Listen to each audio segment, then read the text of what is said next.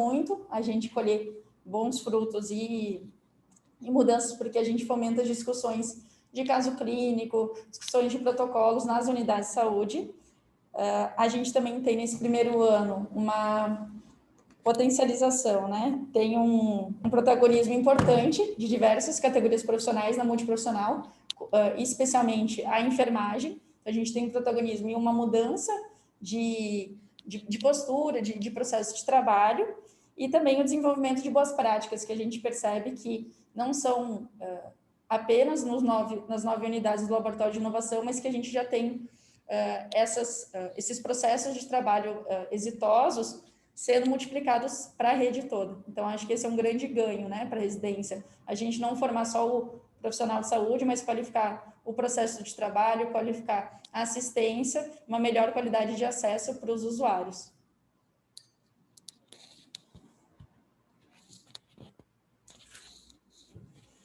Boa tarde a todos. Boa tarde também à mesa composta do Rio de Janeiro, ao Dr. Zé Mauro, secretário de Saúde daqui de Campo Grande. Agradeço pela oportunidade de falar pela coordenação de residência médica.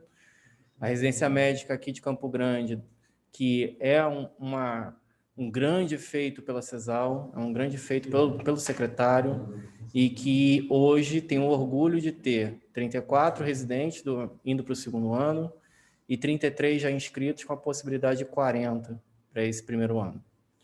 A residência médica de medicina de família em Campo Grande, ela está se notabilizando pelo incremento das qualidades nas práticas, aumento da resolutividade, e isso tem sido até uma fonte de algumas discussões já de alguns municípios próximos, e até mesmo uma atenção dentro do estado do Mato Grosso do Sul.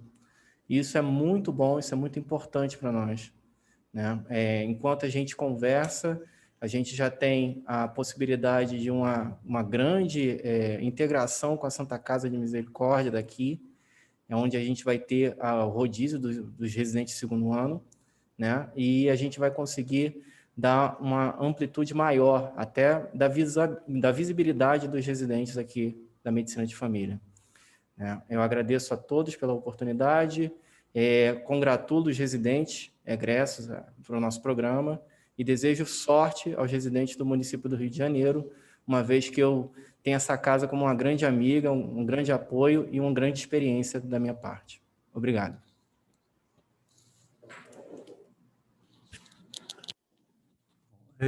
Bom dia a todos, Luiz Felipe, professor Luiz Pisco. Eu gostaria muito de agradecer a todos aqueles que acreditaram nesse projeto aqui em Campo Grande.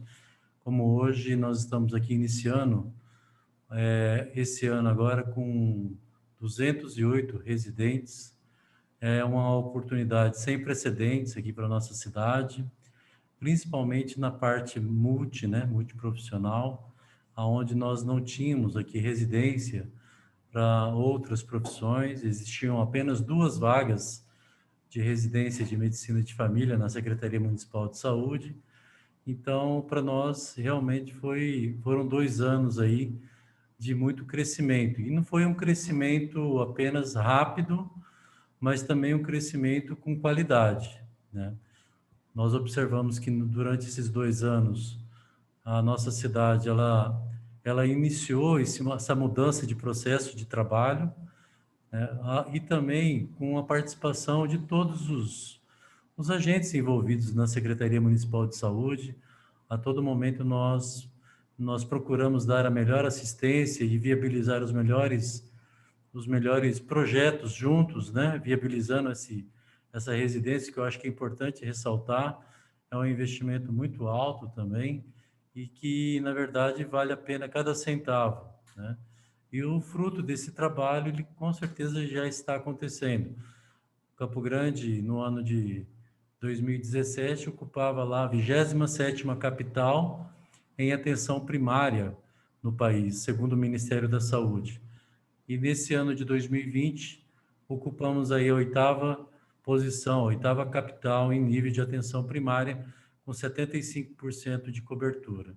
Então, a gente fica muito feliz em poder receber esse projeto. Aqui eu gostaria de agradecer muito aqui o Dr. Daniel Sorrans, que esteve aqui iniciando esse projeto, que agora está aí novamente ocupando a cadeira de secretário de Saúde, e que nós, em 2019, tivemos a oportunidade de comparecer à cidade de Rio de Janeiro, e nós observamos que todo aquele legado que havia deixado pela sua gestão estava em decrescente, e isso também se demonstrou aí no Rio de Janeiro como verdadeiro. O ano de 2020, o Rio de Janeiro também desceu várias posições em nível de atenção primária, e eu fico muito feliz de poder ver o Daniel hoje, frente à Secretaria de Saúde, e eu tenho certeza que vai colocar o Estado do Rio de Janeiro, o município do Rio de Janeiro, na posição que ele merece.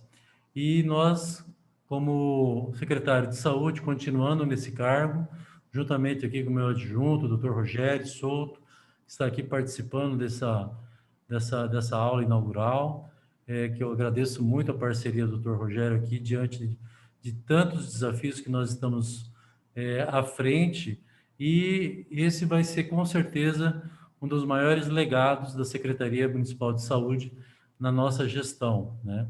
Que é proporcionar a qualificação técnica de todas essas profissões aqui no nosso estado. Só para se ter uma ideia, e não só no estado de Mato Grosso do Sul, nós tivemos aqui a participação de 18 estados concorrendo nessa última prova, para tentar ingressar nessa residência, o que demonstra a importância dessa residência hoje no cenário nacional. Por isso, eu gostaria muito de agradecer a confiança de todos os residentes que estão iniciando esse processo agora, esse ano, aqueles residentes que já estão conosco há um ano e que também nós estamos aí vivenciando um grande desafio, que é a pandemia, né? A doença Covid-19, aprendendo com essa doença, estamos observando que mudou o cenário mundial. O Brasil, infelizmente, talvez tenha sido aí se comportado com um dos exemplos a não ser seguido. Nós estamos sem um encaminhamento institucional que poderia ter um resultado talvez diferente nessa pandemia, mas nós estamos aqui juntos, e o fortalecimento da atenção primária tem sido um dos diferenciais no enfrentamento dessa pandemia. Quando nós temos aqui ampliação de 99 equipes de saúde de família para 172 hoje, né, com todas as equipes completas por médicos, por enfermeiros, por agentes comunitários e todos aqueles profissionais que compõem essa cadeia, nós, consequentemente, tivemos uma melhora do atendimento na atenção primária. E isso levou a menos pessoas nas nossas UPAs e menos pessoas nos hospitais. Então, é com essa visão que nós temos aqui em Campo Grande, e por isso que nosso prefeito, Marquinhos Trade, também tem apoiado esse projeto, já nos autorizou a manter a residência até 2023, pelo menos é o período que nós estamos aqui planejando, e assim, consequentemente, a gente vai evoluindo com os próximos anos, mas nós estamos muito felizes de receber esse projeto e temos a certeza que a saúde do município de Campo Grande vai ser um exemplo para o país inteiro. Então, muito obrigado a todos, bem-vindo a todos, os residentes que estão começando esse ano letivo, e nós estamos aqui à disposição. Muito obrigado. Vamos lá, então, eu queria agora chamar para dar as boas-vindas, começar então com o nosso colega André Lopes, da Secretaria Municipal de Saúde do Rio de Janeiro. Boa tarde a todos e todas. Acho que, antes de tudo, quero dar um grande parabéns aí para os residentes e para as residentes dos programas de medicina de família, tanto do Rio quanto de Campo Grande, da residência multiprofissional em saúde da família de Campo Grande também, da residência de enfermagem de família e comunidade aqui do Rio também. Eu acho que esse quantitativo de residentes que nos procura querendo se formar conosco, tanto aqui quanto em Campo Grande, nos representa um grande alento, porque temos todos nós uma trajetória de assistência na atenção primária, de formação na atenção primária, de gestão na atenção primária, E a gente sabe claramente que os melhores sistemas de saúde no mundo têm a atenção primária como um ponto muito estratégico a ser fortalecido, a ser investido. Então, depois disso, queria saudar a ambas as mesas, né? Saudar aí Ciro, que é colega, já foi preceptor nosso aqui, Vanessa, que também já esteve aqui conosco, gerenciando a unidade, doutor Zé Mauro, que é um grande parceiro, secretário de Saúde, que está exatamente fazendo acontecer em Campo Grande, né? A gente precisa sempre da caneta e da vontade política do gestor para fazer as coisas acontecerem. E aí, através dessa parceria estratégica com o projeto da Fiocruz, de inovação e atenção primária, a gente tem conseguido avançar e apoiar bastante aí em Campo Grande. Queria saudar Luiz Felipe, grande colega que nos inspira, grande pesquisador, professor da UFRJ, Renato Coni, que está aqui, mas já foi nosso residente, já foi nosso preceptor, já foi coordenador da residência também, Lucélia, que está aqui ao meu lado também, que tem uma trajetória aqui na rede de atenção, e atualmente é coordenadora do programa de residência. Então, basicamente, gente, a gente sabe que temos muita evidência consistente, mundo afora, mostrando que os sistemas de saúde coordenados a partir da atenção primária são os sistemas que dão os melhores resultados, né? Melhores resultados em saúde, sistemas que têm a maior taxa de satisfação de seus usuários, têm a melhor relação de custo-efetividade em relação aos investimentos e respostas do sistema, e os sistemas mais econômicos, né? Mais capazes de oferecer mais para quem precisa mais, ter um olhar diferenciado para quem precisa mais. Só que, tradicionalmente, a gente esquece de um ponto fundamental, e eu acho que a gente está aqui nessa mesa dando esse boas-vindas para todos por conta disso, que é, em todos esses países, a especialidade em atenção primária, seja médica, seja em outras profissões, ela é condição sine qua non para a atuação no Sistema Nacional de Saúde.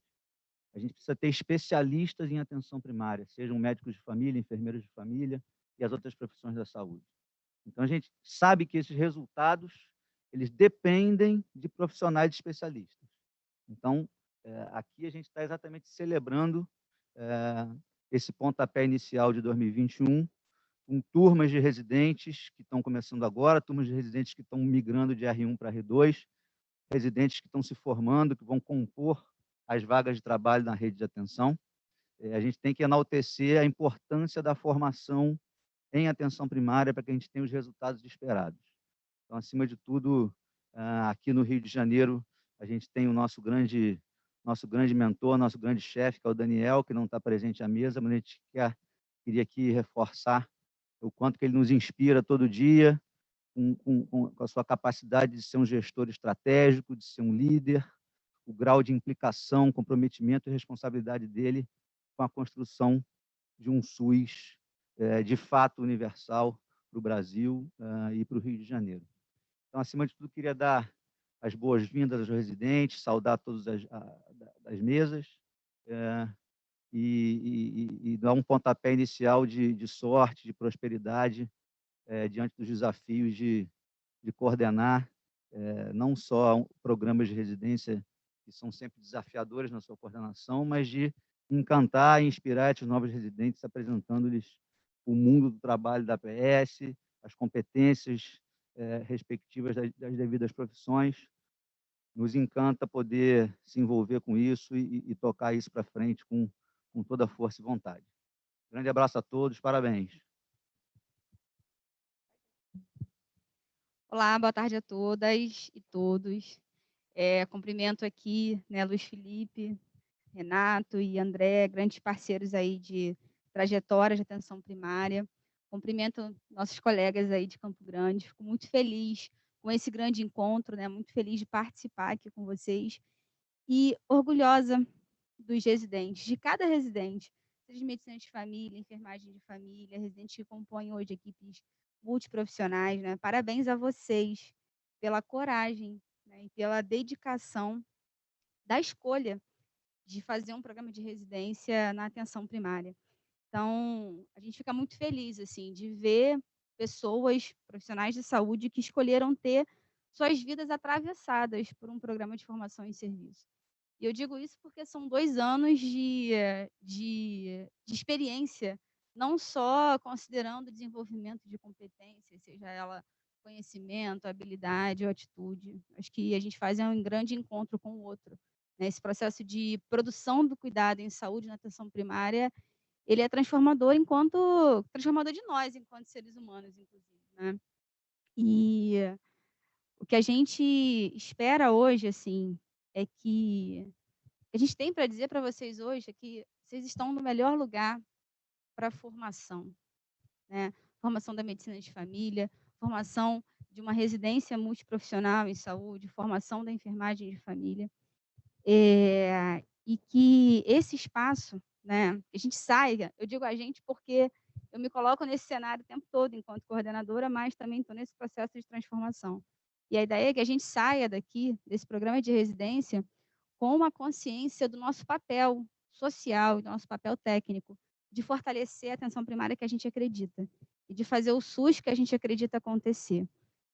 Tendo a certeza de que as pessoas que a gente serve, que são os usuários do SUS, né, são aí o objeto, o papel, né, o sujeito mais importante daquilo que a gente está aqui hoje, né, desse encontro nosso hoje.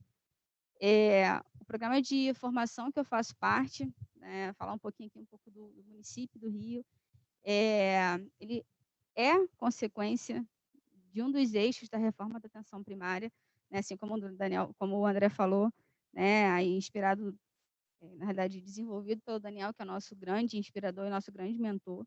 Então, alguns anos atrás, né, basicamente em 2015, o programa de residência em enfermagem e saúde da família, ele nasce aqui no município do Rio de Janeiro, fazendo parte aí do eixo 2, que era o eixo de governança clínica dos eixos da reforma da atenção primária. E a gente vem numa crescente, e hoje a gente oferta, né, 104 vagas ano, na verdade, com 3 programas unidos. Então, hoje a gente tem residentes aqui na sala que fazem parte do convênio que a Secretaria Municipal de Saúde tem com a Universidade Estadual do Rio de Janeiro. A gente também tem hoje, nesse momento, os residentes que estão fazendo a prova para ingressarem no convênio da UFRJ. E a própria Secretaria Municipal de Saúde tem um programa próprio, enquanto instituição proponente, que a gente intitula Enfermagem de Família e Comunidade, também oferece 50 vagas ano. Então, na verdade, são 3 grandes programas que juntos aí formam uma família que tem uma missão e objetivo de devolver para a sociedade enfermeiros especialistas em atenção primária, especialistas em enfermagem de família e comunidade, com alta capacidade, né, de resolutividade da PS, e com desenvolvimento de competências nucleares, né, para a prática clínica da enfermagem. São 2 anos de residência, que a gente espera que sejam 2 anos sensacionais da vida de vocês, que vai ter certamente grandes conquistas, pequenas conquistas, vários desafios. Em algum momento vai dar vontade de desistir, né, mas que vocês lembrem daquilo que fez vocês fazerem a prova, terem vontade de ser especialistas na atenção primária. Graciliano Ramos diz que a vida é assim, né? Uma hora ela esfria, ela esquenta, ela sossega, inquieta. O que a vida espera da gente é coragem, né? Então, parabéns pela coragem de terem escolhido esses programas de formação. Acho que daqui para frente é peito aberto, né? Muita disciplina, porque o programa exige isso, né, nesses 2 anos. Muito afeto e muito carinho pelo que a gente faz. Sejam todos bem-vindos e esqueci de saudar nosso professor Pisco. Muito obrigada por estar aqui conosco. Sejam bem-vindos. Boa tarde a todos. Representando, então, a Secretaria Municipal de Saúde, eu cumprimento a mesa de Campo Grande, no Mato Grosso do Sul, doutor Zé Mauro, Ciro e Vanessa. Cumprimento André, foi meu coordenador de residência, grande amigo, Lucélia, parceira de coordenação, e Luiz Felipe, pessoa com grande capacidade de criar novos produtos e tem ideias mirabolantes e muito interessantes para o nosso município, que nos inspira sempre. O professor Pisco, que foi uma inspiração para várias gerações de médicos, incentivador da reforma que aconteceu no Rio de Janeiro, continua nos inspirando, Reforma essa que agora a gente está numa fase de consolidação e a gente espera conseguir isso nos próximos 4 anos, que a gente consiga consolidar aquilo que foi iniciado em 2008. Bem, queria dar boas-vindas aos residentes. Há muito pouco tempo eu estava nessa situação de chegar no Rio de Janeiro como residente de medicina de família na Rocinha e conseguir poder falar hoje para os residentes é um prazer muito grande. A gente está em outra fase da atenção primária no Rio. A gente hoje já consegue entregar para vocês um programa mais potente, um programa mais completo e ver que o programa de enfermagem, o programa de medicina de família conseguiu um número expressivo de pessoas fazendo a prova e de pessoas aprovadas, reflete a qualidade desse programa que a gente conseguiu construir e reflete o quanto que esses jovens médicos, médicas, enfermeiros e enfermeiras acreditam no nosso trabalho, né? Acreditam numa gestão que tem compromisso com a educação, compromisso com a formação de especialistas para a atenção primária. Começar um programa com uma aula sobre os atributos da atenção primária é fantástico e convido os residentes a vivenciarem os atributos, a colocarem esses atributos na sua prática diária, porque é isso que vai garantir que vocês estejam onde estiverem, consigam levar à frente um trabalho forte, um trabalho potente, um trabalho resolutivo, um trabalho em que você vai desempenhar com alegria, um trabalho que vai ter uma carga muito grande, vai ter muita responsabilidade, mas que você vai sair da clínica ao final do dia com a certeza do dever cumprido e com vontade de voltar no dia seguinte e seguir trabalhando. Então, queria dar boas-vindas a todos. Para os R2 que estão nos assistindo, né? Agora R2 estão passando pela chamada Noite da Sabedoria.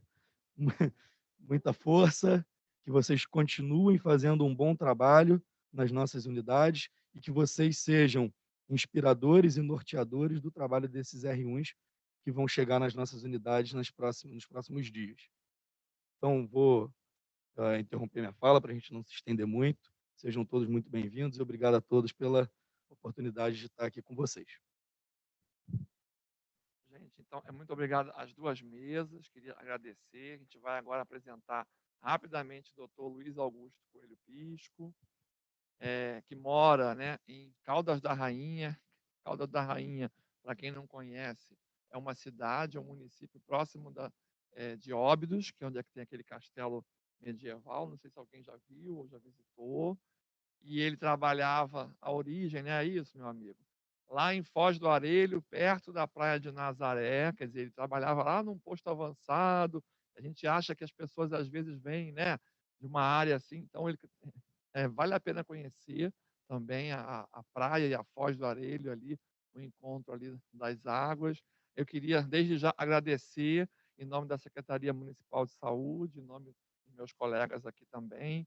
É uma grande oportunidade para os alunos também que nos assistem de ver aquele que a gente considera o pai da nossa reforma. Para quem não conhece, em 2016 a gente teve um número temático especial da revista Ciência e Saúde Coletiva, no mês de maio, se eu não me engano, de 2016, em que vai trazer toda a parte conceitual, a parte teórica, em que ali a gente já demonstrava naquela época todo o percurso feito de 2009 a 2016, inspirado principalmente no Sistema Nacional de Saúde de Portugal e alguns preceitos também na Grã-Bretanha.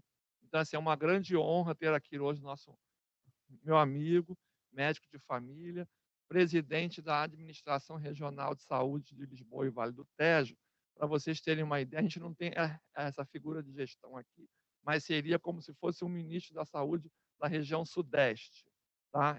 Porque a atenção primária, ou como a gente deveria chamar, os cuidados de saúde primários em Portugal, é uma divisão de gestão diferente aqui do Brasil. Então, queria mais uma vez agradecer a presença e, sem mais delongas, vou passar a palavra, então, para o doutor Luiz Pisco. Muito obrigado. Mais uma vez, é uma honra tê-lo de novo conosco no início de uma nova gestão. Muito obrigado, Luís Filipe. Enfim, grande amigo de longa data. Queria começar por cumprimentar os colegas que compõem as duas mesas de Campo Grande e do Rio de Janeiro, cumprimentar todos os residentes, todas e todos os residentes.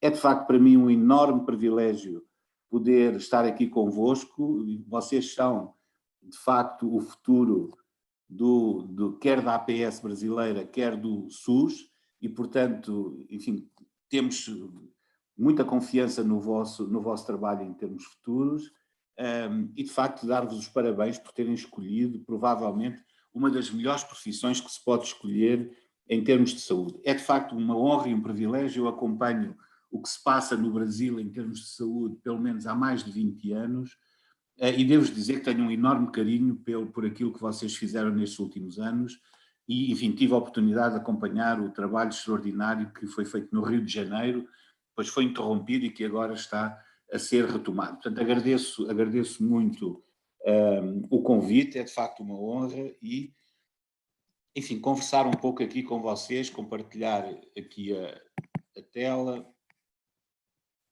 Penso que já conseguirão ver os slides.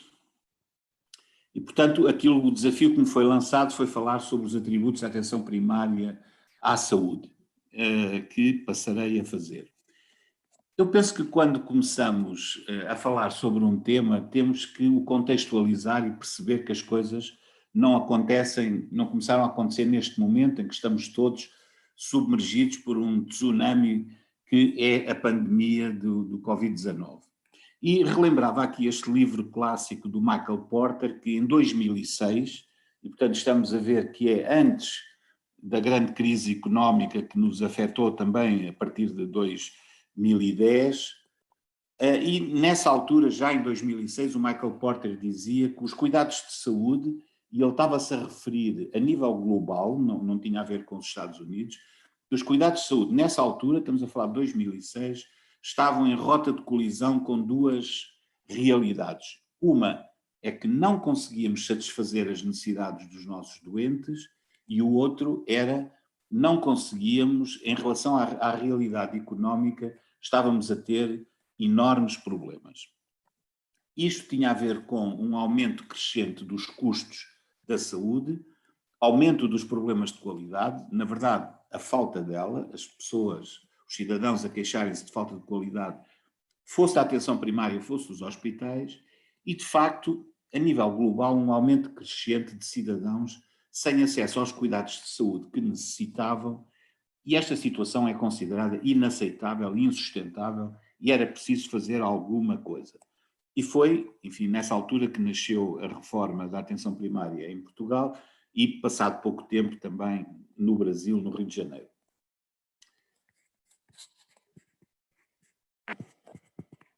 Dizer que à escala planetária, por esta altura, as políticas governamentais e os diferentes sistemas de saúde eram rudemente postos à prova. As mudanças demográficas, com o envelhecimento da população, a utilização de novas e sofisticadas tecnologias cada vez mais caras, as alterações na morbilidade e nas necessidades sociais, as crescentes expectativas dos cidadãos, cada vez mais bem informados, as exigências de abordagem holística fizeram crescer as expectativas em relação às profissões da área da saúde, nomeadamente aos médicos, aos enfermeiros, mas também a outras profissões. E, de facto, países como, por exemplo, a Holanda, que tem um dos melhores sistemas de saúde do mundo, começa-se a preocupar e, em 2012, enfim, a McKinsey produz um relatório para o governo holandês para o Fórum Económico Mundial de Davos, em 2013, em que diziam que se nada for feito, e estamos a falar de um dos melhores sistemas de saúde do mundo, em 2040 a Holanda irá gastar 25% do seu produto interno bruto e vai ocupar 1/4 da sua população ativa na saúde. E isto é insustentável. Nenhum país consegue suportar este tipo de situação. E, portanto, há uma preocupação, a sustentabilidade dos sistemas de saúde passou a ser uma preocupação generalizada em todo o mundo. Desde logo na Holanda, como disse, um país pequeno, mas com cuidados de saúde muito bem organizados e tem um dos melhores sistemas de saúde do mundo. Em 2013 estava preocupado com esta sustentabilidade do seu sistema de saúde. Os ingleses, enfim, um dos serviços nacionais de saúde mais conhecidos e que mais serve de exemplo por esse mundo fora em inúmeros países. Em 2016, 2017, grande preocupação com a sustentabilidade financeira do Serviço Nacional de Saúde inglês, mas até os países nórdicos, que habitualmente não têm destes problemas, vejam que a Finlândia falava e escrevia e preocupava-se com a sustentabilidade financeira e social do seu sistema de saúde. E, portanto, esta é uma preocupação generalizada nos últimos anos e que hoje se mantém.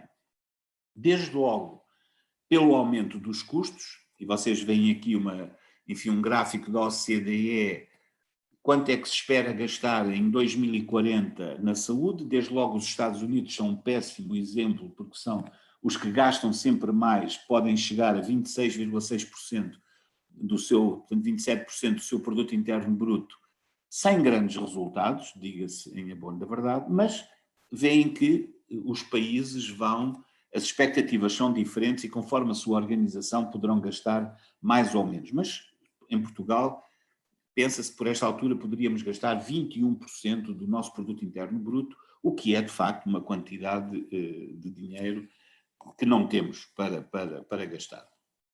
Outra questão tem a ver com o envelhecimento da população. E este artigo do Lancet é muito interessante porque estudou qual seria a esperança de vida em 35 países industrializados, como é que iria evoluir nos próximos anos. E vejam aqui que a esperança de vida à nascença nas mulheres vai, em 2030, ser, na Coreia do Sul, vai ultrapassar os 90 anos. À nascença, é expectável que a média seja 90 anos. Portanto, vejam a quantidade de mulheres que irão ter mais de 100 anos e bastante mais.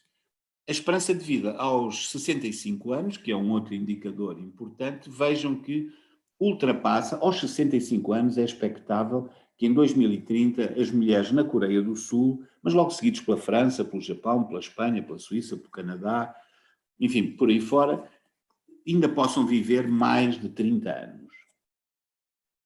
E os homens, enfim, todos sabemos que não temos essa esperança de vida, mas mesmo assim, portanto, andará também na Coreia do Sul pelos 85 anos, a esperança de vida à nascença, e perto de 25 anos, a esperança de vida aos 65 anos. E, portanto, a expectativa é de termos, em termos futuros, a população acima dos 80 anos será cada vez maior. Como podem ver aqui, o próprio Brasil, a China, os Estados Unidos, o Japão, a União Europeia, todos vamos, enfim, em crescimento, e a percentagem de pessoas com mais de 80 anos está a crescer rapidamente e isso terá, obviamente, consequências na organização dos nossos sistemas de saúde.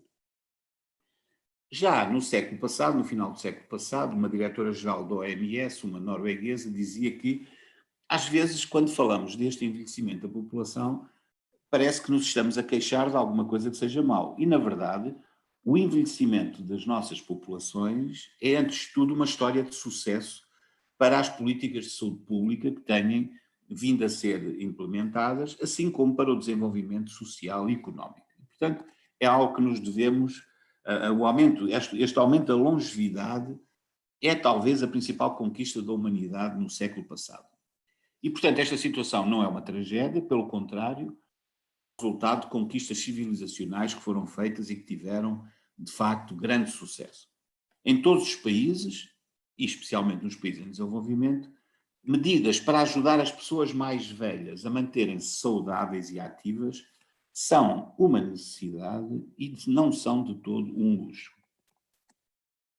O envelhecimento global é atualmente um triunfo e um desafio, mas é de facto notória a dificuldade da sociedade em compreender e lidar com este novo fenómeno da crescente presença de um conjunto grande de pessoas idosas num mundo que é cada vez mais urbanizado e globalizado. Envelhecer é um triunfo, mas para gozar a velhice é preciso dispor de políticas adequadas que possam garantir um mínimo de condições de qualidade de vida para aqueles que lá chegam. E também termos esta noção que o futuro continua depois dos 65 anos. Os idosos do futuro vão ser diferentes dos atuais. Vão ser mais escolarizados, vão ser mais próximos das novas tecnologias, vão saber que vão viver mais tempo e que fará sentido que deixem de ser, e não faz sentido que deixem de ser interessantes para a sociedade aos 65 anos, que é quando se fariam a sua aposentação. Portanto, as pessoas vão viver mais tempo, mas têm que se preparar para isso. E a organização da nossa vida naquelas 3 fases clássicas, em que fazíamos a nossa formação, em que tínhamos a nossa atividade e que nos aposentávamos, vai ter que ser repensada. E temos que pensar o que é que nós vamos fazer com este nosso bónus de vida, com estes anos a mais que nós ganhamos. Talvez tenhamos que ter várias carreiras ao longo da nossa vida, pois, de facto, o futuro continua depois dos 65 anos. Agora, ninguém tem dúvida é que serão necessárias soluções diferentes daquelas que temos hoje em dia. As pessoas estão cada vez mais impacientes perante a incapacidade dos serviços de saúde de garantirem níveis de cobertura nacional e de darem respostas que satisfaçam as suas expectativas e que correspondam aos desafios de um mundo que está em mudança. A natureza dos problemas de saúde está a mudar e a um ritmo inesperado. O envelhecimento e os efeitos de uma urbanização e globalização que têm sido muito mal geridas aceleram a propagação mundial de doenças transmissíveis, vemos o caso da pandemia, é o melhor exemplo, e aumentam o peso das doenças crónicas e não transmissíveis, com que praticamente lidávamos muito mais, nós, da atenção primária, nos últimos anos antes da pandemia. E, portanto, a negociação dos direitos dos cidadãos está cada vez mais politizada. As tecnologias da informação, e nomeadamente as redes sociais, transformaram a relação entre os cidadãos, os profissionais de saúde e os políticos.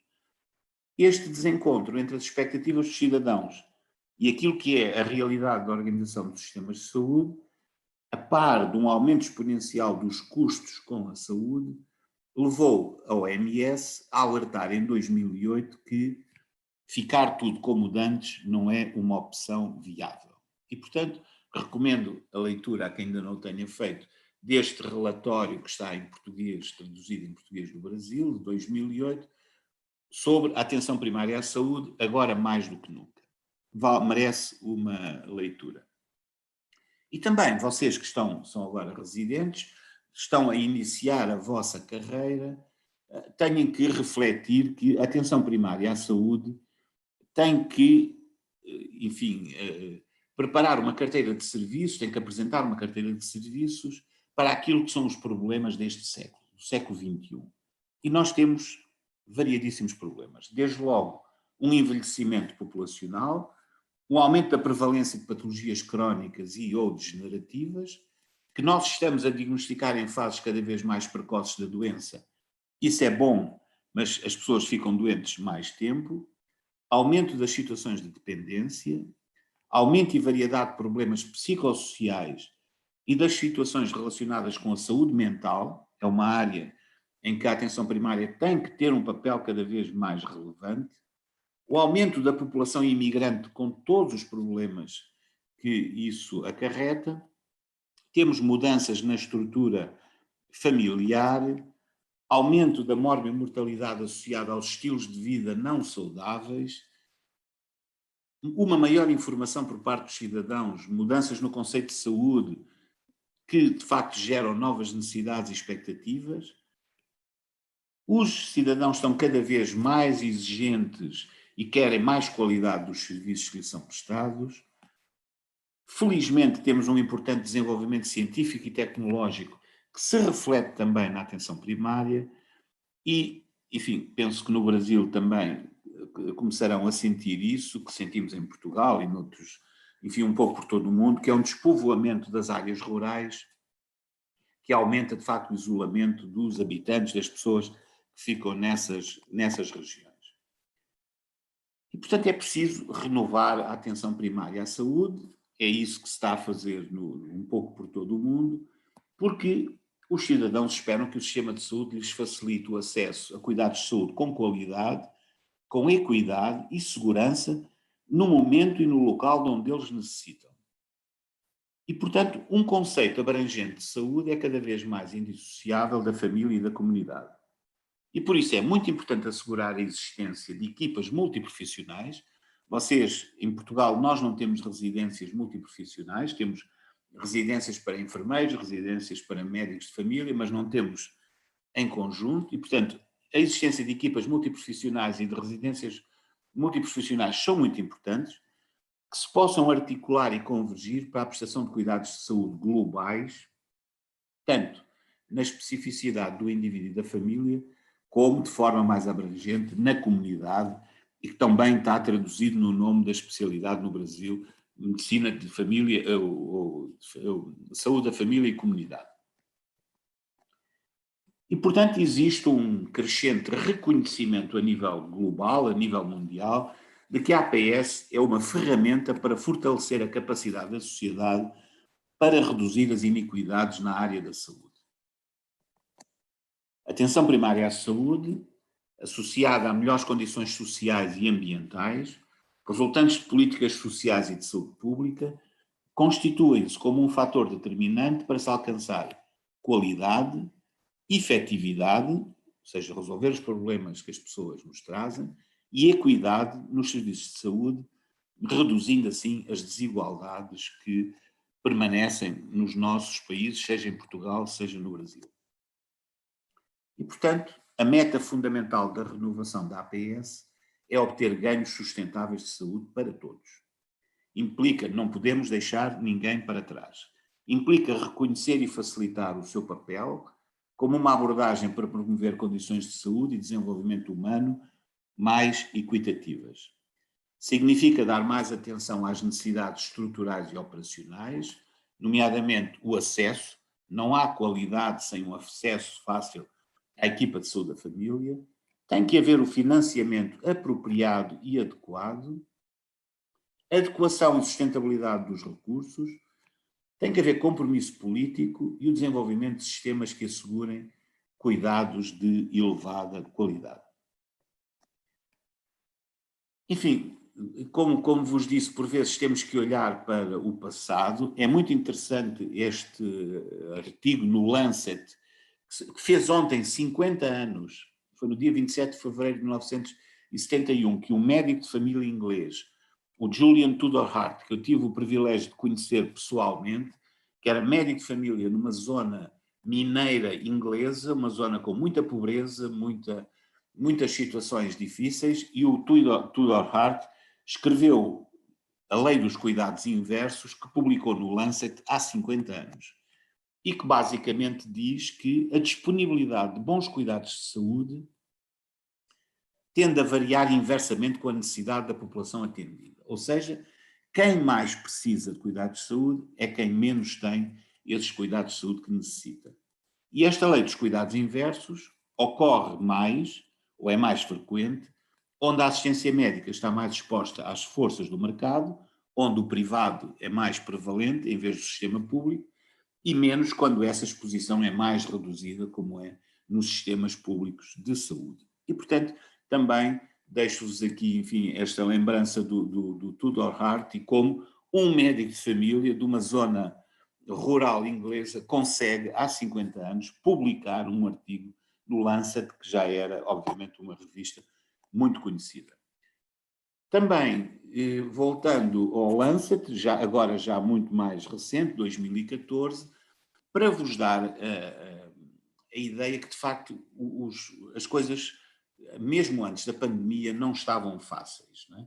Nomeadamente no sistema de saúde inglês, onde, neste artigo escrito pelo Martin Marshall, um professor de medicina de família e comunidade no University College em Londres, em que ele diz e escreve, e provavelmente vocês reconhecerão esta situação, com efeito, há cada vez menos médicos de família a fazerem mais trabalho com menos recursos. E isto não é sustentável.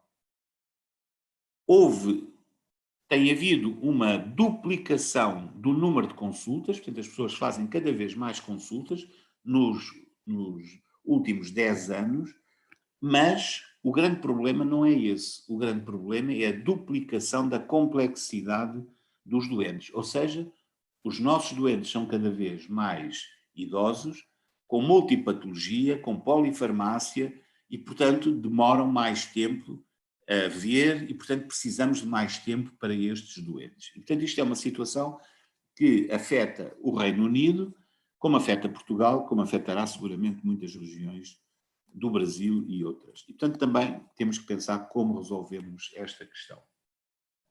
Muito rapidamente, passar-vos aqui um estudo muito interessante, da professora Diane Green-Kringles, um projeto FAMEU, que eu fui o coordenador para Portugal, onde praticamente se procura ver que orientação é que o sistema de saúde tem para os cuidados primários. Se é de facto muito elevado, e, portanto, que é o que desejamos, é o verde, e como veem, será Portugal, Espanha, Inglaterra, a Holanda, a Dinamarca, os países, a Finlândia e os países bálticos, ou menos orientação ou médio. E, portanto, podem ver qual é a situação. A Diane trabalha na na Universidade de Amsterdão, e ela diz no seu trabalho, ela esteve em Portugal em março de 2012 e deu uma entrevista ao Jornal Médico de Família, onde dizia que se queremos desenvolver a atenção primária e fortalecê-la, é imprescindível várias coisas. A primeira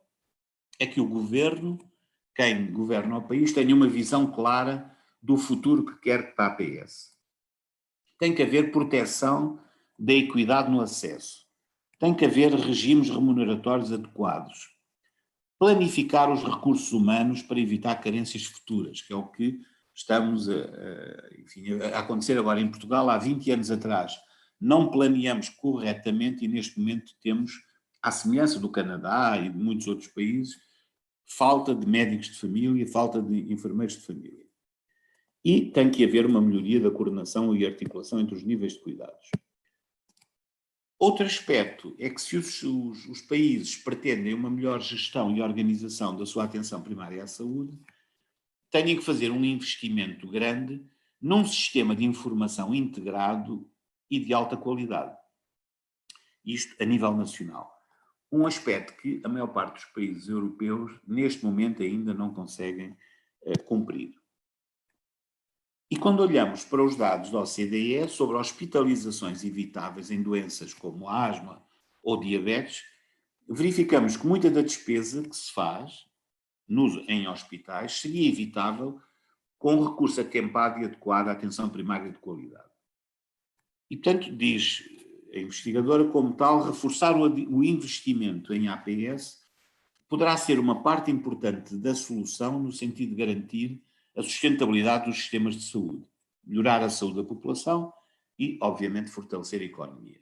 Portanto, aquela preocupação que todos os países têm com a sustentabilidade dos seus sistemas de saúde, têm aqui uma proposta de ação e o que é que devem fazer.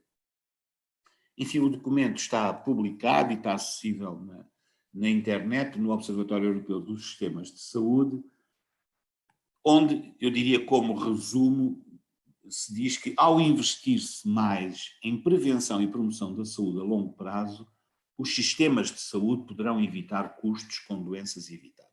E, portanto, se queremos sustentabilidade para os nossos sistemas de saúde, a nossa única chance é manter as pessoas mais tempo saudáveis.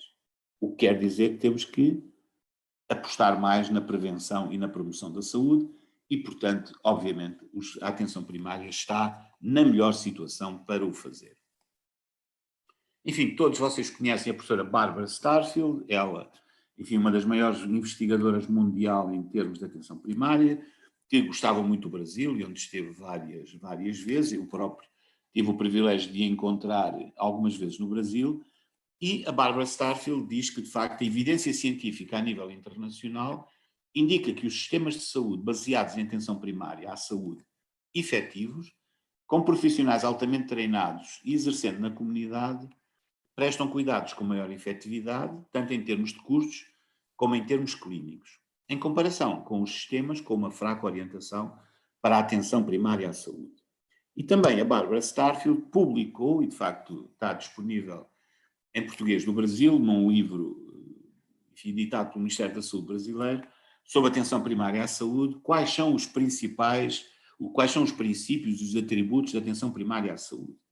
E a Barbara Starfield estabeleceu atributos que são essenciais e atributos que são derivados. 4 atributos essenciais, 3 atributos derivados. E, de facto, os atributos essenciais para ela são o acesso, a longitudinalidade, a coordenação e a integralidade. Os atributos derivados, de facto, a orientação familiar, a orientação comunitária e a competência cultural. Eu não vou elaborar sobre estes conceitos, uma vez que eles estão à vossa disposição, enfim, terão seguramente durante a vossa residência,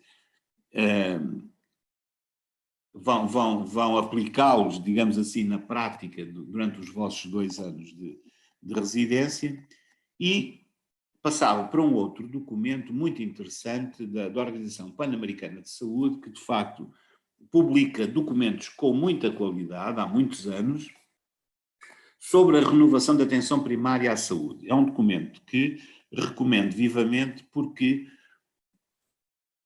faz um resumo de quais são os valores, quais são os princípios e quais são os elementos de um sistema com base na atenção primária à saúde. Desculpem. Identifica, de facto, a identificação de valores, quais são os valores essenciais para estabelecer as prioridades nacionais e para avaliar se as mudanças sociais respondem às necessidades e às expectativas da população. E são 3 esses valores. É o valor da solidariedade, da equidade e, de facto, do direito que os cidadãos têm ao mais alto nível possível de saúde.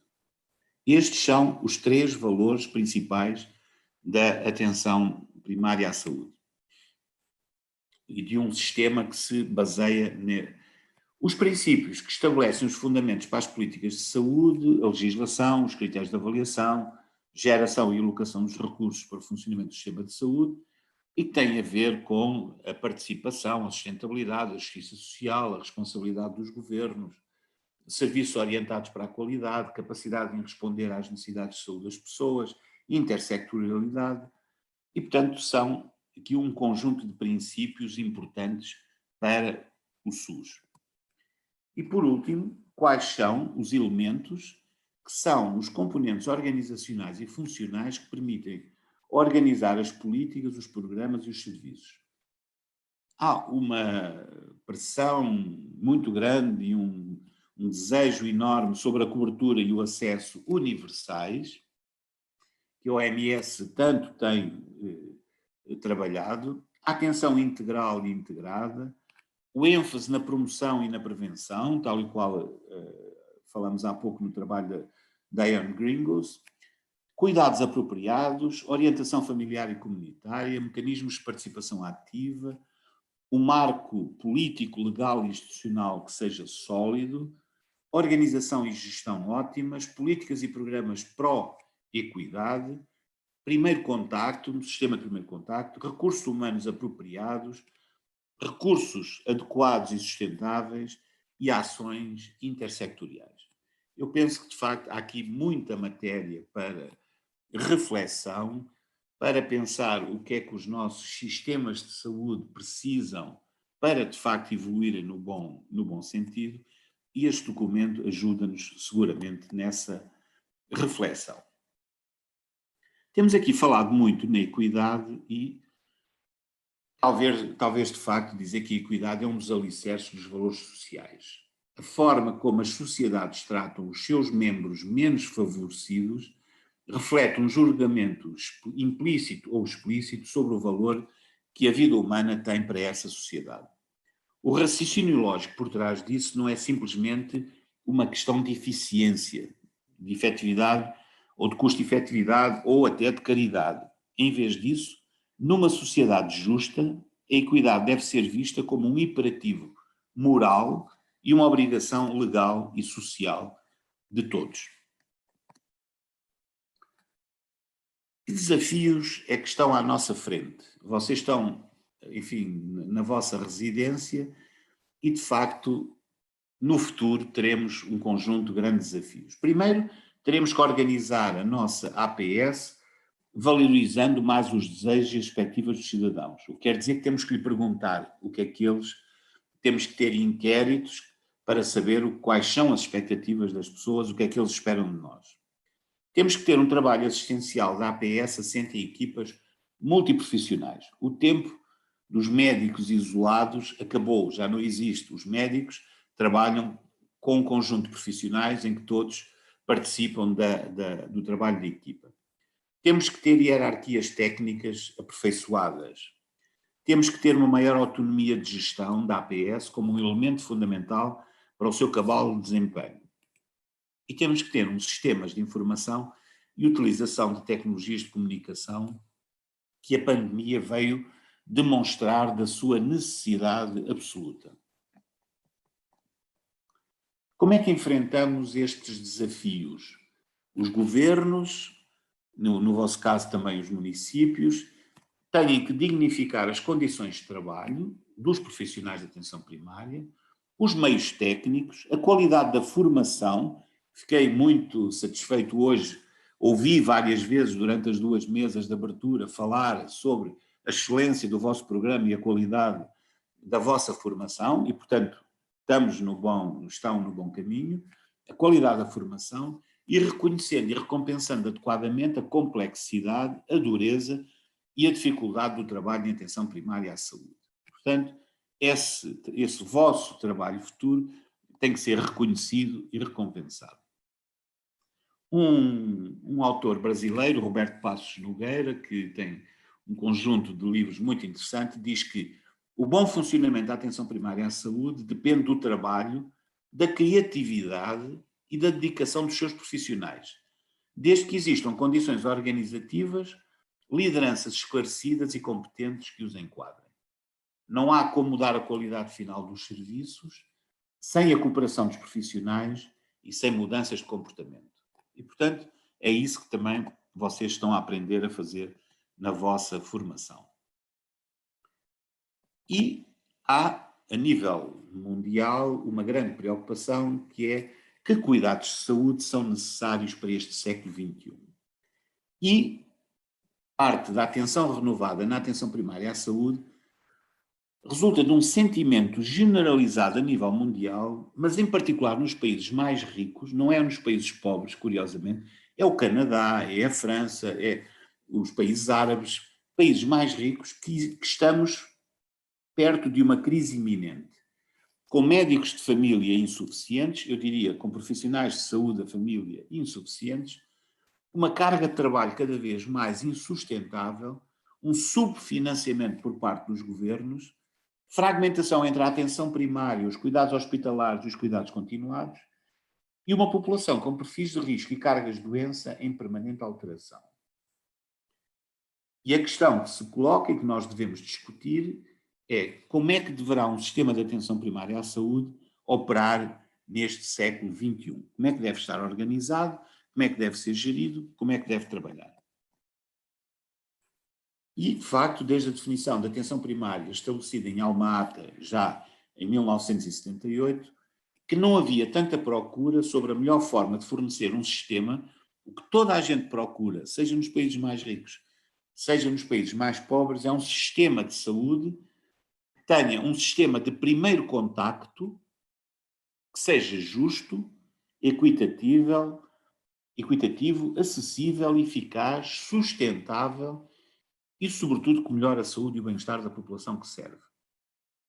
Hoje em dia, o enfoque desproporcionado e desproporcional nos hospitais, o volume de financiamento que se coloca nos hospitais e na subespecialização tornou-se a maior fonte de ineficácia e desigualdade, segundo a Organização Mundial de Saúde. E como dizia o Keynes, a dificuldade não está tanto no desenvolvimento de novas ideias para fazermos o futuro, mas sim é como é que conseguimos livrar-nos das ideias antigas. E, portanto, vocês são jovens, têm que fazer esse esforço de esquecer conceitos antiquados e formas antiquadas de trabalhar para desenvolvermos, de facto, as nossas novas ideias.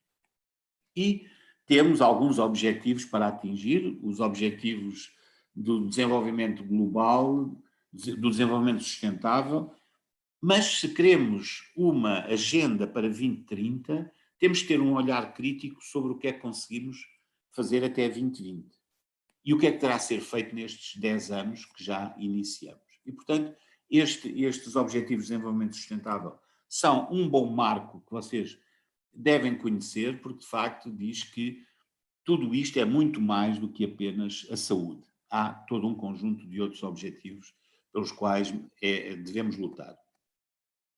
Há aspectos que são muito importantes, eu trouxe apenas aqui reduzir a inatividade física, enfim, o lançamento deste projeto a nível Let's Be Active, vamos ser ativos, foi feito em Lisboa, o diretor da OMS esteve em Lisboa a lançar este projeto, criar sociedades ativas, criar ambientes ativos, pessoas ativas e sistemas ativos. Reduzir a inatividade física até 2025 em 10% e até 2030 em 15%. E, portanto, é, de facto, uma área que a atenção primária tem que olhar para ela e tratá-la com muita atenção. A outra é, de facto, a questão da saúde mental. E, de facto, há aqui um documento importante sobre a integração da saúde mental na atenção primária da Organização Mundial de Médicos de Família e da OMS. E a ideia que está por base é tratar as perturbações mentais tão cedo quanto possível, holisticamente e perto da casa e da comunidade da pessoa, tem melhores resultados em termos de saúde. Além disso, a atenção primária oferece oportunidades incomparáveis para a prevenção das perturbações mentais e a promoção da saúde mental, para a educação da família e da comunidade e para a colaboração com outros setores.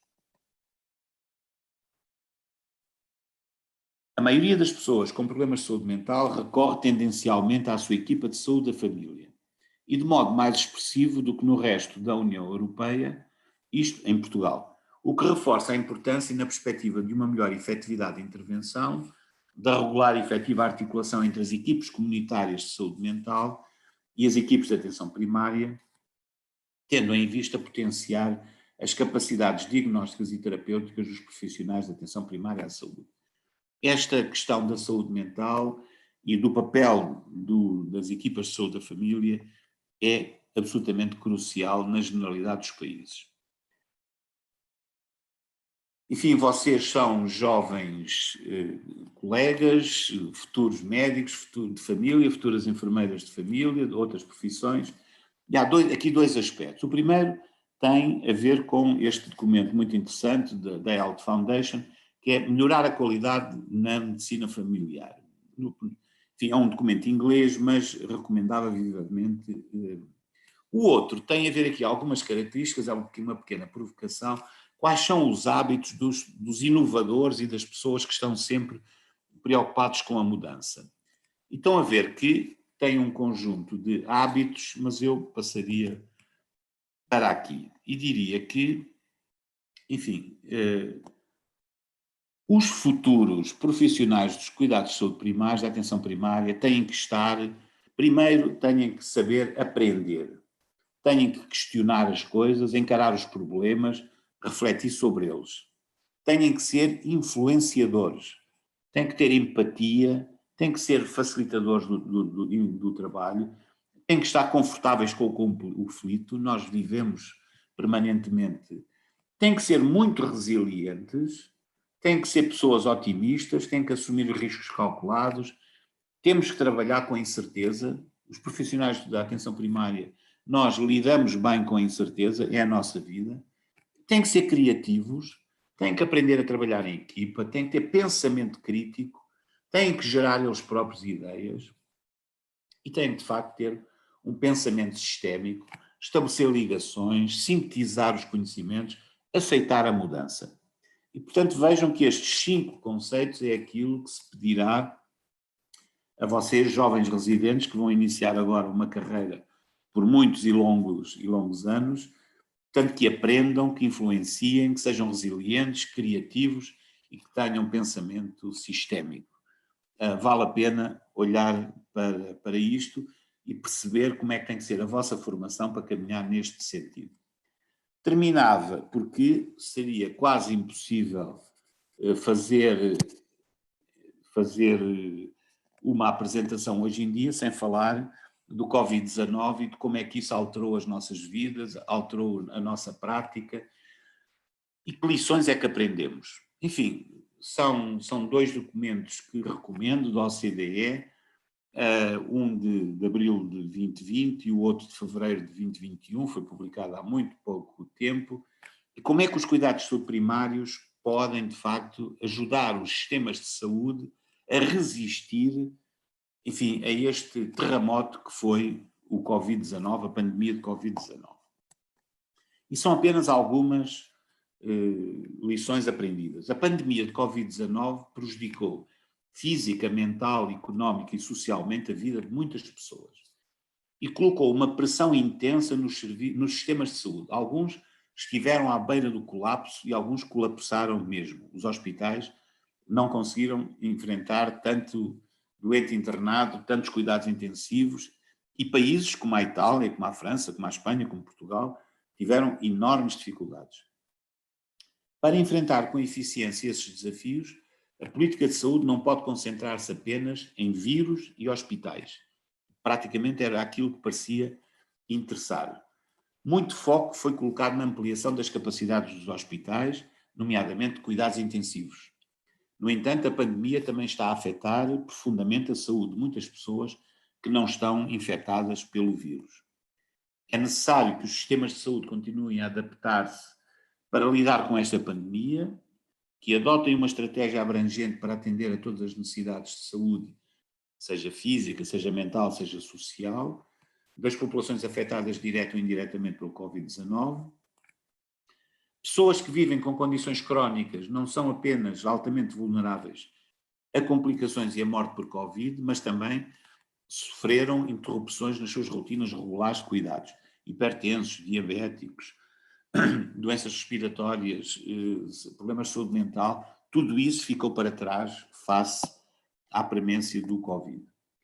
A crise do Covid-19 demonstra a importância de colocar a atenção primária à saúde no centro dos sistemas de saúde, tanto para gerir um aumento inesperado da procura, como foi este caso agora, como para manter a continuidade dos cuidados para todos. Um forte atendimento à atenção primária, organizado em equipas multidisciplinares e com funções inovadoras para profissionais de saúde, integrado com serviços de saúde comunitários, equipados com tecnologia digital e trabalhando com incentivos bem planejados, ajuda a fornecer uma resposta bem-sucedida do sistema de saúde. Desenvolvimentos promissores e inovadores na atenção primária à saúde foram acelerados durante a pandemia. Não sei se vocês têm a noção, mas em Portugal 95% das pessoas afetadas pelo Covid-19 foram tratadas em casa pelas suas equipas de atenção primária. Só 5% é que foram internados num hospital e menos de 1% esteve nos cuidados intensivos. Houve um contacto enorme por meios digitais de contacto dos médicos, dos enfermeiros com as pessoas que estavam em casa. Esses esforços precisam de ser expandidos ainda mais para garantir que os sistemas de saúde sejam mais resistentes a futuras emergências de saúde pública, porque seguramente elas virão, mas também para enfrentar os desafios do envelhecimento das sociedades e do crescente fardo das doenças crónicas. A atenção primária à saúde reduz a pressão sobre os sistemas de saúde, oferece atenção abrangente e preventiva durante e após a crise pandémica. Portanto, vamos ter um papel, nós, profissionais dos cuidados primários, nos próximos anos muito importante. Para terminar, o último slide, enfim, no European Journal of General Practice, também em setembro de 2020, um grupo de médicos muito conhecido, o Salman Rouaf, também já o encontrei no Brasil, aqui há uns anos atrás, e que diz que a Covid-19 teve um impacto complexo na APS, havendo sétimos com melhor acesso e coordenação, equilibrado em questões de recursos e de fluxo de informação, mas houve claramente uma redução do acesso dos doentes à sua equipa de saúde da família. A APS continua a constituir a pedra angular na resposta à Covid-19 e tem-se mostrado altamente adaptável para atender às demandas da epidemia. É evidente que, e isto é a última coisa que digo, a APS precisará de recursos de todo o tipo, financeiros, humanos, precisa de equipamentos, precisa de formação e precisa de financiamento suficientes. Parece-me que uma última recomendação que o relatório Gulbenkian de Saúde fez para Portugal e que partilho convosco, era um documento que foi liderado por uma equipa de vários investigadores nacionais e internacionais. O Lord Nigel Crisp foi a pessoa que coordenou este trabalho e que se chamava Todos temos um papel um futuro para a saúde, todos temos um papel a desempenhar. E este relatório propõe uma transição do sistema atual, centrado no hospital e na doença, em que todas as ações têm como objeto e alvo a pessoa doente, para um sistema centrado nas pessoas, baseado na saúde, em que os cidadãos são parceiros na promoção da saúde e na organização dos cuidados. É uma boa recomendação, parece-me. Obrigado pela vossa atenção. Tenham o meu e-mail, se me quiserem contactar, terei muito gosto nisso e fico à vossa disposição. Muito obrigado, doutor Luiz Pisco, pela brilhante aula que a gente teve agora, né? Brilhante exposição. Eu acho que a gente agora, então, nós temos um tempo, então, para algumas perguntas. Eu tinha separado previamente, nós tínhamos recebido 3 perguntas, então, eu acho que chegou mais uma agora, que eu vi ali da mesa. Eu vou trazer algumas perguntas. José Carlos Prado Júnior, subsecretário-geral. Como se dá o cuidado digital na APS em Portugal? O país passou por alguma transformação digital? Sim, obrigado enfim, é um prazer o Zé Carlos, enfim, amigo de longa data também, agradecer-lhe a questão. De facto, há um desenvolvimento digital em Portugal, nós temos cada vez as pessoas, os profissionais estão mais ligados, enfim, há um site, portanto, um sítio na internet sobre transparência, em que os dados praticamente online, por exemplo, se a pessoa quiser saber como é que está a lista de espera para a urgência num determinado hospital do país, qualquer um, está online. E neste momento, por exemplo, é possível saber online as camas de cuidados intensivos, quais é que estão ocupadas e quais é que estão livres. Diria que todos os profissionais de saúde em Portugal usam prontuários eletrónicos e, de facto, penso que o acesso a meios informáticos, enfim, tem vindo a melhorar enormemente e que há um grande esforço. Neste momento, por exemplo, as aulas todas estão a ser feitas à distância, não é? Portanto, seja desde as crianças mais pequenas até às universidades, e portanto eu diria que de facto o digital está a ganhar terreno rapidamente, a transformação digital do país.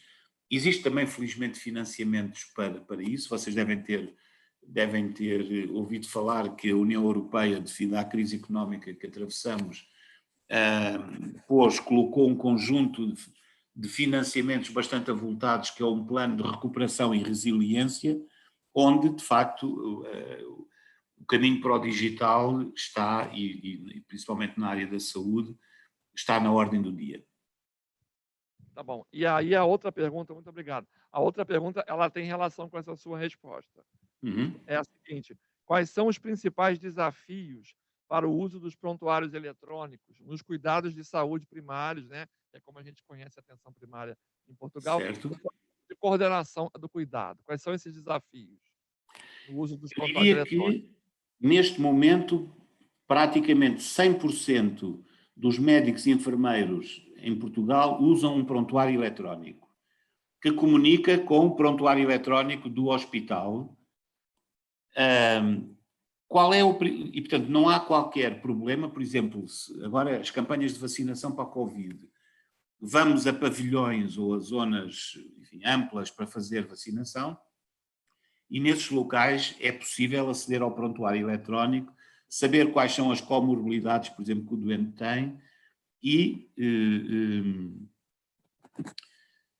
é fácil, se o médico for fazer, por exemplo, plantão a outro sítio, ter acesso à sua informação. Portanto, eu diria que a utilização é generalizada. Qual é o problema para a coordenação de cuidados? Enquanto que entre médicos e enfermeiros não há qualquer problema, é rotineiro hoje em dia a utilização do prontuário eletrónico, há ainda muita polémica aos outros membros da equipa, ou seja, os psicólogos, os nutricionistas, os assistentes sociais. Há uma grande, por causa da proteção de dados e considerarem se são, enfim, se podem ter acesso a toda a informação ou a que informação podem ter acesso, portanto, tem criado algum atraso nessa coordenação de cuidados, em que outras profissões que não médicos e enfermeiros possam registar no prontuário eletrónico e ter acesso a ele.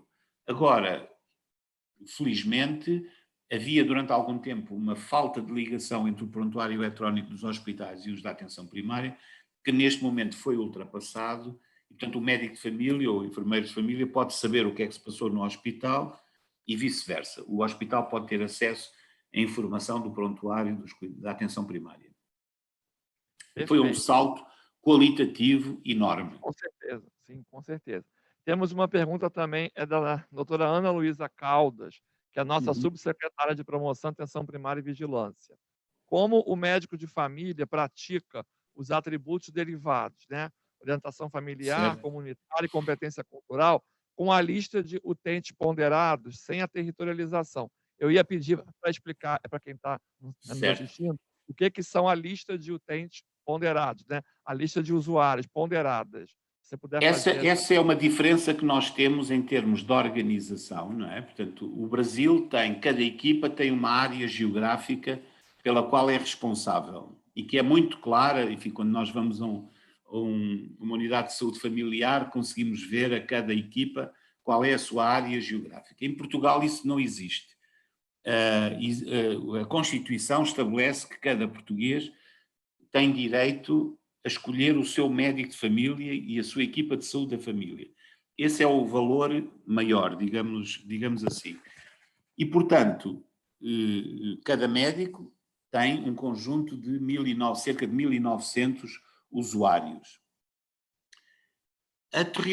O território coloca-se a um nível de gestão mais alto, que é nos agrupamentos de centros de saúde, onde aí sim há uma área geográfica que pertence e que é gerida por um diretor executivo Mas eu diria que, apesar de tudo, há sempre um território, porque uma unidade de saúde familiar tem cerca de, enfim, pode ter até 20.000 pessoas. E normalmente essas pessoas habitam à volta dessa unidade de saúde familiar. E, portanto, o relacionamento da unidade com, por exemplo, a junta de freguesia, com o município, com as rádios locais, com todas as estruturas da comunidade, faz-se com alguma facilidade. Mas, de facto, a outra questão, para ultrapassarmos essa questão do território, dentro dos agrupamentos de centros de saúde, existem umas unidades funcionais, que são as unidades de cuidados na comunidade, que basicamente são geridas por enfermeiros, assistentes sociais, psicólogos, e esses sim têm um território muito bem estabelecido e devem conhecer e devem, enfim, articular-se com bolsas de pobreza, com imigrantes, com problemas, situações de doentes acamados, enfim, têm um conhecimento muito intenso do seu território, mas é uma fragilidade do sistema e uma diferença em relação a vocês. Vocês como têm o território para cada equipa, provavelmente facilita mais a vida em algumas áreas dessa integração de cuidados e da coordenação dos cuidados. Tá, chegou, é mais uma pergunta. Mas, Filipe, tu conheces bem a realidade portuguesa, não sei se isto não foi claro. Praticamente, não, assim, eu diria que é praticamente sinônimo, né? Que mais de 95% das pessoas que frequentam as unidades de saúde familiar em Portugal acabam morando no território, né? O médico se mudou de Caldas da Rainha para Lisboa, 1h30 de carro, por exemplo. O usuário, o utente, ele pode seguir aquele médico. Essa é a diferença, né? Ele pode seguir, mas isso não é comum, né? O normal não é comum. O normal é que você tenha quase como uma aproximação, embora formalmente não tenha o território definido, não é isso, Pisco? Mas na realidade é como tu dizes, a maioria acaba por estar integrado num território. A outra questão é que o usuário pode escolher o médico pela sua área de residência ou pela sua área de trabalho. Pronto. Também é outra diferença, exatamente. Tá, e temos uma outra pergunta aqui da Leidiana. A pessoa identificou como Leidiana, né? Não sei se é alguma colega, mas enfim. Leidiana pergunta... Hã? Que fez essa pergunta? Tá, então eu vou corrigir. O Silvio, preceptor de Campo Grande, então, ele talvez tenha entrado com outro login, tudo bem. Ele gostaria de saber, Pisco, se foi seguido algum protocolo para cuidar dos casos de Covid, né? Porque você mencionou que 95% aí em Portugal foram cuidados nos seus domicílios. Então, a pergunta é, se teve algum protocolo para cuidar desses casos de Covid nos domicílios? Claro. As pessoas que tiverem curiosidade, os residentes ou outros colegas, poderão aceder ao sítio da Direção-Geral de Saúde e verificar nas normas de orientação clínica. E saíram muitas normas, desde sobre diagnóstico, sobre testagem, sobre acompanhamento. Portanto, poderão encontrar todas as normas que saíram sobre, todas elas baseadas em evidências científicas, sobre como lidar com os casos de Covid. Portanto, estão todas disponíveis no sítio da Direção-Geral de Saúde. Talvez fosse interessante, eu tive há 1 ano e meio atrás, já passou 1 ano e meio, né? Fui a Portugal fazer um estágio de pós-doutorado pelo FRJ e me chamou muito a atenção, porque em março, quando começa a pandemia em Portugal, vocês criaram logo no começo as ADCs. Talvez fosse interessante explicar o que foram as ADCs, que, na minha opinião, presencialmente lá em Lisboa, fez toda a diferença no início, né? Que Portugal tinha a Espanha com muitos casos, né? E Portugal, no ano passado, não era, assim, não tinha tantos casos assim. E aí, na minha leitura, eu estava próximo, né? Eu entendo que o cuidado de saúde primária, atenção primária, fez a diferença por essa questão, e aí eu queria que ele explicasse mais um pouquinho. O que foram os ADCs? Os ADCs são áreas de diagnóstico COVID, que depois foram transformadas em ADRs, que é áreas de diagnóstico respiratório. Qual era a ideia? Era não ter doentes com queixas respiratórias, com tosse, com febre, enfim, qualquer queixa que pudesse suspeitar de que fosse Covid, não ir ao seu centro de saúde e estar na sala de espera com os outros doentes. E, portanto, foram criadas estas áreas específicas onde as pessoas se dirigiam e eram atendidas por médicos e enfermeiros que estavam, enfim, completamente equipados com equipamento de proteção individual e que tinham salas de espera mais amplas, que tinham... E, portanto, a separação, desde logo, de qualquer pessoa que tivesse qualquer queixa respiratória de todas as outras situações, de facto, ajudou a que a pandemia não se disseminasse com tanta rapidez na atenção primária. E também havia, isso que aconteceu nos centros de saúde, aconteceu nos hospitais. As urgências dos hospitais estes eram os ADRs ou os ADCs comunitários e havia os ADCs hospitalares. Portanto, quando a pessoa chegava ao serviço de urgência, havia um local para queixas respiratórias e havia outro local para as outras situações comuns de urgência. Então, havia logo uma separação numa fase muito precoce de entrada no hospital ou no centro de saúde. Tá, temos uma pergunta aqui da Giovana eu não vou conseguir ler o sobrenome, Gelwer, residente de então, Campo Grande. Ela faz a seguinte pergunta: sabendo que o Brasil é um país muito plural, sabendo que o Brasil é um país muito plural e desigual, como poderíamos lidar com a questão das pessoas em vulnerabilidade social que não conseguem ter acesso ao cuidado eletrônico? Como é que poderia, de repente, ser? Enfim, o Brasil é de facto um continente, não é? Portanto, não é fácil falar do Brasil, uma vez que Portugal tem 10 milhões de habitantes, não é? E vocês, enfim, é a dimensão que se sabe. 20 vezes Mas mais. esta questão das unidades de cuidados na comunidade parece-me importante. Quer dizer, os centros de saúde não podem ficar fechados em si próprios à espera que os usuários venham ter connosco. Nós temos que sair e ir ter com essas bolsas de situações, enfim, mais com pessoas com problemas ou porque estão no domicílio ou porque estão acamadas, e isso faz-se nomeadamente com essas unidades de cuidados na comunidade. Também recomendo aos jovens residentes, se conseguirem aceder no Google e perguntar, unidades de cuidados na comunidade, por exemplo, verificarem como é que são constituídas, qual é o seu trabalho, porque ajudam muito. Por exemplo, em algumas cidades como Barcelona, em cada bairro existe uma unidade de cuidados na comunidade, não é? Que está próximo da população, que os conhece. A outra questão que nós fizemos agora, quando foi o Covid, é muito difícil confinar pessoas que precisam trabalhar para ganhar dinheiro. E muitos deles são tentados a esconder que estão doentes e, portanto, quando se faz um diagnóstico de Covid, é encaminhado para a polícia também, para saber que aquela pessoa tem que estar confinada em casa. E se a pessoa sair, pode ser presa.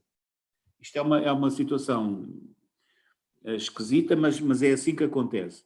E o que se criou foi brigadas de intervenção comunitária, brigadas multidisciplinares, que tinha pessoas da junta de freguesia, tinha a GNR ou a PSP, portanto a polícia, a saúde, a segurança social, que faziam visitas à casa dessas pessoas e resolviam os problemas. Por exemplo, quando as pessoas não conseguiam afastamento social em casa, porque tinham casas muito pequenas, famílias muito grandes, nós arranjamos, normalmente em quartéis militares, locais para essas pessoas poderem fazer o seu confinamento, estarem os 14 dias sem contaminar a família. Foram iniciativas bem específicas e, assim, talvez um pouco mais duras. Eu vi isso também quando eu estive em Portugal, mas, assim, um pouco estranha. Mas, de facto, a situação foi muito complicada porque havia muitas pessoas, precisamente pela sua frágil situação económica, iam trabalhar nas obras enfim, onde fosse, e, portanto, não se confinavam mesmo sabendo que estavam positivas. Temos mais uma última pergunta aqui. Certo, Filipe. Então, peraí, o André quer fazer uma pergunta antes, peraí. Muito bem. Primeiro, te parabenizar, Pisco, pela fantástica apresentação. Muito obrigado. Algo que nos coloca mais situados em relação às coisas que estão acontecendo. Eu queria detalhar um pouco um relatório que você citou. Eu já ouvi você falar sobre ele num outro momento, numa visita sua aqui conosco. A respeito da descentralização dos cuidados hospitalares para atenção primária, outros formatos de cuidados, como hospital-dia, entre outras coisas. Certamente isso se desdobra em documentos normativos, instrutivos, por parte de uma gestão estratégica que está colocando em curso esse movimento de tirar o cuidado do hospital e da doença, mas para a atenção primária, para as pessoas, para a saúde delas. Como é que isso, mais detalhadamente, está se dando nesse momento em Portugal, Pisco? É claro que o Covid certamente interfere um pouco e atravessa esses processos, mas como é que isso está se dando? O Covid, como eu disse, foi um tsunami que arrasou tudo, não é? Quer dizer, infelizmente passou a ser a prioridade das prioridades e o seguimento dos doentes com doença crónica foi muito prejudicado. Inclusivamente nos hospitais também aconteceu isso. Chegou a sair decretos da Sra. Ministra da Saúde a dizer para toda a atividade programada ser cancelada, cirurgias, consultas, porque de facto o limite das camas de cuidados intensivos esteve praticamente a ser atingido. Aliás, nós tivemos que mandar, tínhamos doentes a ir de Lisboa para o Porto ou para a Madeira, por exemplo, né? E isso prejudicou muito. Mas o caminho é a integração de cuidados. De facto, os hospitais são sítios perigosos para se estar se nós não precisarmos mesmo de lá estar. E devemos estar o mínimo tempo possível, não é? Portanto, até para a segurança dos doentes, quanto menos tempo estiverem no hospital.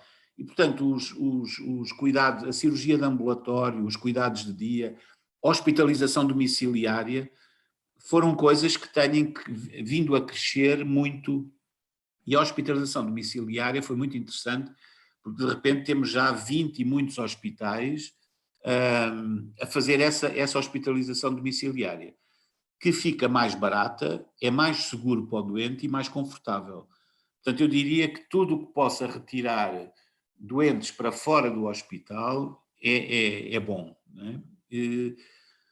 Por outro lado, temos que perceber que os cuidados de saúde primários têm que ter meios e equipamentos, pessoas para receber essas situações, não é? Mas diria que foi um processo que já esteve mais adiantado, parou agora um pouco com o Covid. A nossa situação agora melhorou bastante, estamos a baixar muito o número de novos casos, o número de internamentos, e de facto tudo o que tem a ver com as consultas à distância aumentou muito. Nós diminuímos bastante as consultas presenciais, mas praticamente triplicamos as consultas à distância, não é? Portanto, feitas por telefone, ou por computador, por Skype, enfim. É uma área nova que os doentes aceitaram muito bem. Então, vou fazer a última pergunta. Muito do seguimento do Covid é feito pelo médico ou pelo enfermeiro a telefonar diariamente às pessoas que estão em casa.